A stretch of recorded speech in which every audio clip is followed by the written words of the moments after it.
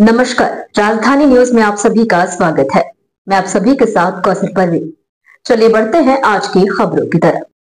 चांपी गांव हत्याकांड का खुलासा, 2 आरोपी गिरफ्तार। जमीन विवाद बना खूनी वारदात की वजह।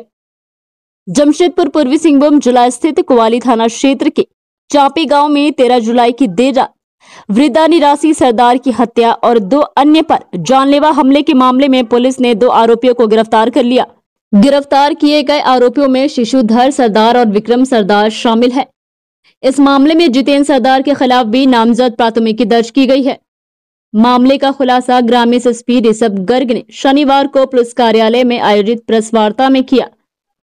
पुलिस ने घटना में प्रयुक्त गोदाल और चापड़ भी बरामद किए गए। आरोपियों ने पूछताछ में स्वीकार किया है कि कुछ दिनों पूर्व घर के सामने की जमीन को लेकर उनका विवाद हुआ था। वे निरासी सरदार की हत्या की नियत से ही घर में घुसे थे, लेकिन वारदात के दौरान वृद्धा की बेटी गुलाबी सरदार और नतीन सरदार जाग गई। इसके बाद दोनों पर भी चापड़ से हमला कर दिया गया। आरोपियों ने पुलिस को बताया है कि उनकी हत्या की कोई योजना नहीं थी। गौरतलब है कि धारदार हथियार से किए गए हमले में निरासी सरदार की मौके पर ही मौत हो गई, जबकि बेटी गुलाबी और नितिन संध्या की हालत गंभीर बनी हुई है।